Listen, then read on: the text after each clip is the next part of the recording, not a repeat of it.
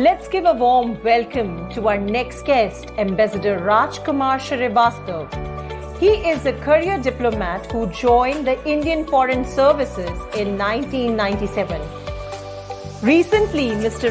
Kumar Shrivastava has joined as Dean of Sushma Swaraj Institute of Foreign Service. He holds a civil engineering degree from the prestigious Indian Institute of Technology, Kanpur. He has pursued further studies in structural engineering and earthquake sciences. Mr. Shrivastava has served in Indian embassies in Madrid, Yangon, Vienna, Brasilia, and Tokyo. While at headquarters in Delhi, he has worked in Foreign Services Institute America's US and Canada Division and Gulf Division. In his last assignment in Delhi during 2015-17, he was on deputation as a Joint Secretary to National Security Council Secretariat, Government of India, looking after the external security. Apart from Hindi, English, Mr. Shrivastava speaks fluently Spanish and Portuguese. He takes a special interest in emerging technologies and digital domain. He likes to play bridge, chess, cricket, golf, and snooker. He plays guitar with interest in music. So, ladies and gentlemen, please put your hands together to welcome Ambassador Mr. Kumar Shrivastava.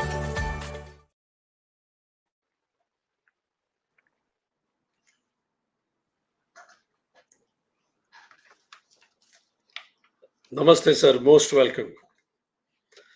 On this platform of United Consciousness, we welcome you, sir. And whole world, people from different continents and more than 100 countries have contributed in this program. We all are eager to listen from you about governance inspired by ancient wisdom, balancing power with compassion and wisdom. Thank you very much, sir. Thank you, Vikranji. It's a pleasure to join you. We met in Zagreb a few months back, and when you proposed this, I took it as an opportunity for me to connect with the United Consciousness, because what you're doing is actually very important in all the time, but especially in today's world where there are more what you call separation, and this feeling of unity is getting missed. Coming from ancient wisdom, I think we are fortunate that we have been born in India, which is connected with ancient knowledge of Vedas. When I look back and see what the treasure that we have, it's just even going through that will suffice the purpose of human life.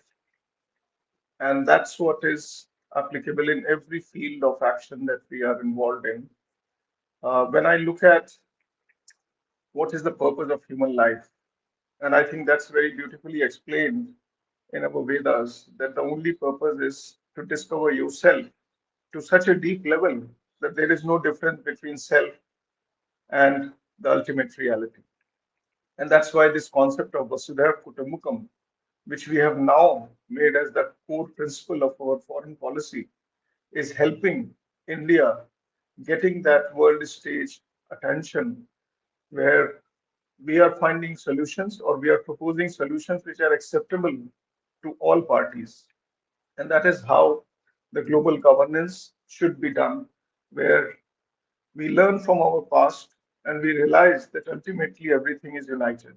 And that's why this concept of united consciousness is very, very important for more people to understand it. More people understand that life is very blissful. The whole reason that we are human beings, that itself is a kind of thing to celebrate. The problems that we have are very materialistic in nature, but at the more spiritual reality, we are all blessed to be a human being. You have given me the topic of governance inspired by the wisdom, ancient wisdom, and then applying balancing power with compassion and wisdom. I think first concept that I learned through this journey of last 27 years in the government, and it's every day is a learning. So every day is better than the past. And that's why I'm saying it, that knowledge acquisition is very important, but we need to know that intellect is not the end in itself. Intellect is the knowledge that you get from the practical life or from your surroundings. But then you have to go deeper and understand the power of intuition.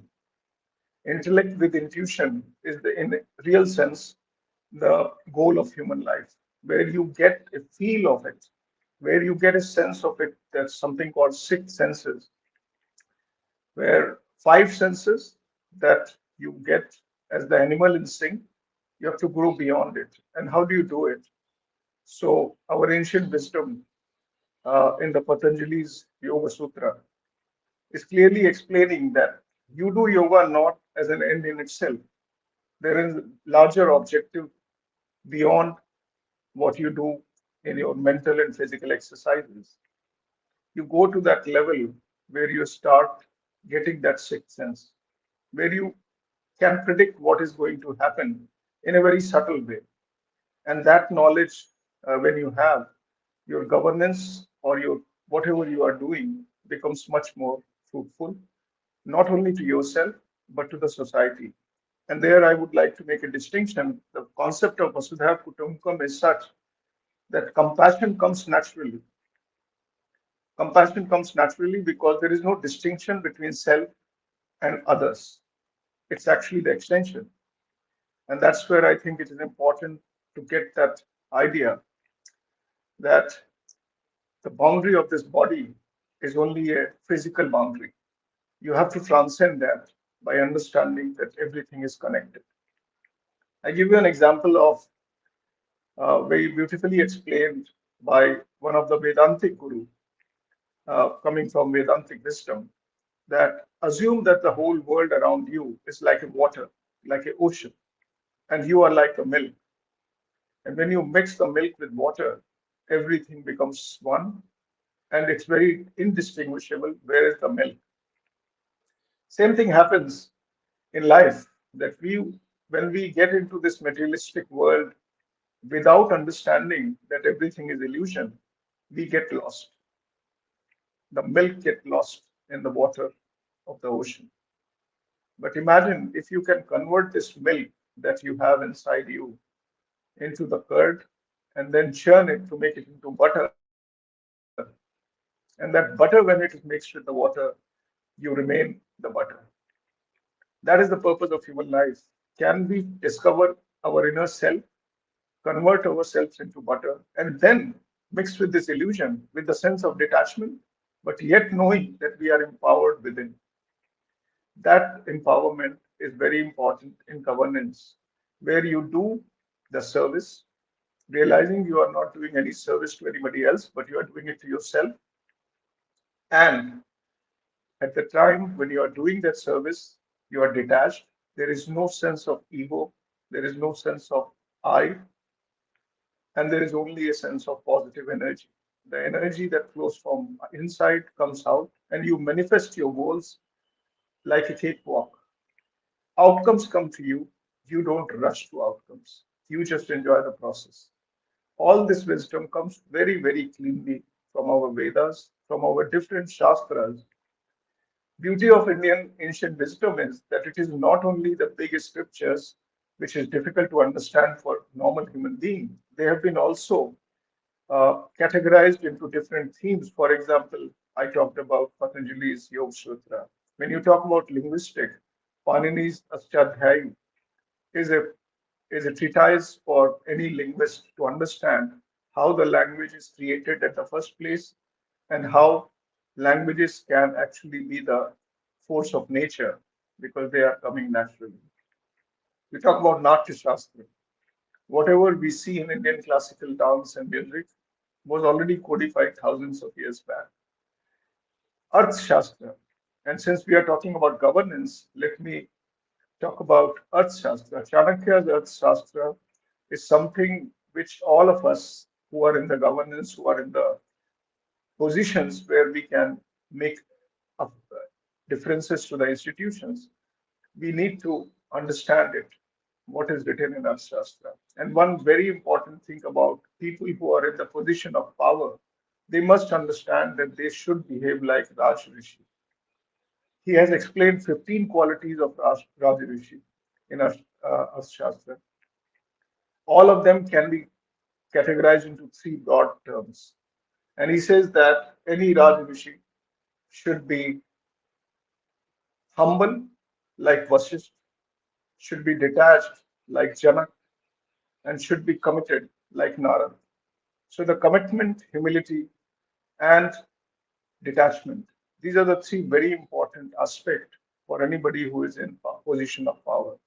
Any emperor, any prime minister, any government servant, or for that matter, any person who is the head of the family. Humility teaches us that there is no difference between I and outside. So why that ego? The detachment is important because the process is important, outcome is not. And that means you need to be detached while you are taking action. Never be attached to the result. And that's the famous saying from Gita, karmanevadhikaraste ma phaleshu kadachana. And finally, commitment.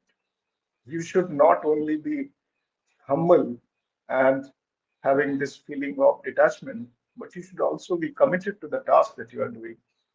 It's not about lazy yoga, it's about action oriented yoga.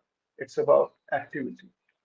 That commitment comes from that desire, the thirst to get that knowledge which is relevant to the field that we are working in. And that I think very much summarize how you can do the balance of power with compassion and wisdom. The concept of Raj Rishi as explained in Arthashastra. Uh, I would say that when we talk about yoga, I read famous book of Sadhguru, the Karma, and it is one of the chapters explains yoga is about three A's. And again, this comes back to Raj Rishi. First is awareness. You need to be aware about your surroundings. You should be aware what is happening. Action. You need to be doing action. Even if you are doing breathing, that is a very conscious breathing pattern so that you are aware that there is no anxiety and you are reducing your pulse rate. That is also an action. And the third part is abandonment. So action, awareness, abandonment. The three A's together is nothing but yoga. A lot of people asked me when I was posted abroad in Japan, in especially in Croatia, because Croatia is a European country, and European countries always have this difference between intellect and intuition. They talk more about intellect, and they say intuition is something subtle, which is subjective. It cannot be trained. And when we talk about yoga, there, this concept of that awareness, action, and abandonment actually are understood, like they are understood very well by them because they understand that when you attach to something, hold on to something, it never stays with you. And when you enjoy that process of whatever you have, more comes your way. And I think this is one of the ways that India can lead by our ancient knowledge, explaining that materialistic world is for survival, but much more satisfaction and blissful existence comes with this ancient wisdom. I think I'll stop here, and because whatever I said, I cannot add more in terms of the knowledge that I can share on this topic. There are many examples that I can share where we have applied these ancient wisdom. For example, during the G20 presidency of India, the whole motto of India's presidency was Vasudhaiva Kutumbakam, one world, one future, one earth. And the whole idea of this positive energy reflected into the outcome document. When a lot of people thought that it will be difficult task for India to bring everybody together and come out with an outcome document. But since our original objective was noble, it was driven by our ancient wisdom of Vasudhaiva Kutumbakam, positive energy flowed and everybody came together despite so many differences, especially in the geopolitical tension that we were living in. So that was one example. Examples of, for example, what we are doing in the pro-planet people concept of mission life, International Solar Alliance. This is now understood by the world that India is here to contribute not only for India's growth, for the economic growth, but also for the saving the planet. We are the only country which has actually fulfilled its commitment, which we made at the COP15 in Paris. That is a model that we not only talk about it, we do it. Action is important, while wisdom is important also. And lastly, let me also mention about economics. We know that we are in the period of Amrit Kal. In the next 25 years, we have a lot of things to do, but a lot of things to enjoy also in this journey. There was a recent book that was written by our previous chief economic advisor, Professor Krishnamurthy, India at 100. Now, he has very beautifully explained what India needs to do in next 25 years to achieve the goal of becoming a developed country by 2047. And he talked about four pillars. The first pillar is about macroeconomic focus on growth. Our focus should be very clear because unless we have growth, we cannot actually deliver the results on the ground. So growth focus should be there at the level of macroeconomics. The second pillar he explained, microeconomics focus on inclusion. While we grow, we should ensure that this growth is inclusive, both at the level of people, but also at the level of planet. And that inclusive focus at the microeconomics is the second pillar that he explained. The third one that he explained, and that is most important as I understand, ethical value creation. And I think this power of ethics and importance of ethics in public life and in generally in our human life is the crucial, what you call missing link if we are not happy. Ethics creates the positive energy and that creates the outcomes. So ethical value creation, ethical wealth creation should be the way India go in the next 25 years. And the last pillar that he explained is that public and private investment, there should be no distinction. They should support each other. We should create a virtuous cycle where there is no difference between public and private. And that's the concept of united consciousness. There should be a united effort where there should not be profit taking on one side, another side cribbing about it. We should work together and create value for each other. That book is a blueprint for India's growth in the coming years.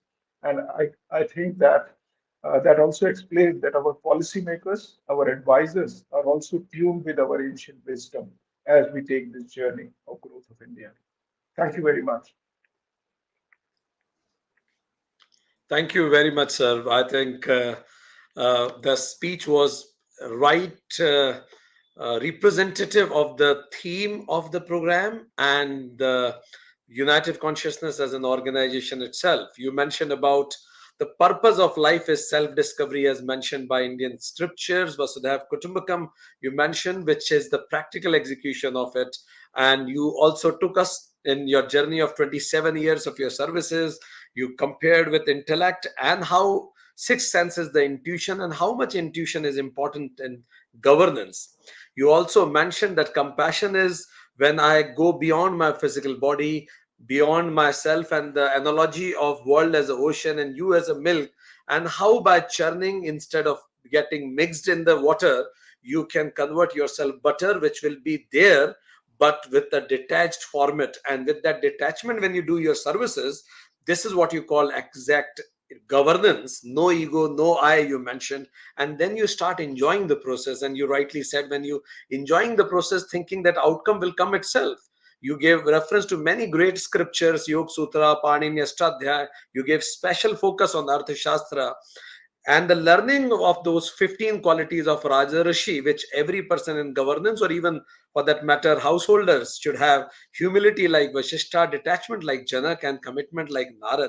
That's very profound of you, sir. And the process is important, and outcome is detachment and commitment to the action. You shouldn't be dull, as you rightly said that Sadhguruji's book you mentioned, in that you said that awareness, action, and abandonment together is called yoga, and G20 performed this yoga in terms of Vasudhaiva Kutumbakam, we became one of those countries, or I think the only country who got unanimously agreement of the outcome document, as you mentioned. And during Amrit Kar, you also said that the book written by Chief Economic Advisor, India at 100, called upon major pillars that India must be having for the developed economy: macroeconomic focus on growth, micro focus on inclusion, ethical value creation, and public and private both should have their investment.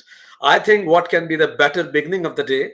And you covered everything. And the best part is, while doing it, as they say, yoga karmashu kaushlam, you were absolutely mindful about time. I was also watching it, you watching the watch, and you assured that ye gagar mein sagar, you concluded exactly dot in time. Lot of learning from this, sir. Thank you very much. We are honored. Thank you very much for being a part of United Consciousness to create a better world around. Thank you, sir. Thank you so much for having me. Thank you. Thank you. Regards, sir. On behalf of United Consciousness, I thank Mr. Rajkumar Shrivastava for coming on to the platform of United Consciousness and sharing his views. Thank you so much.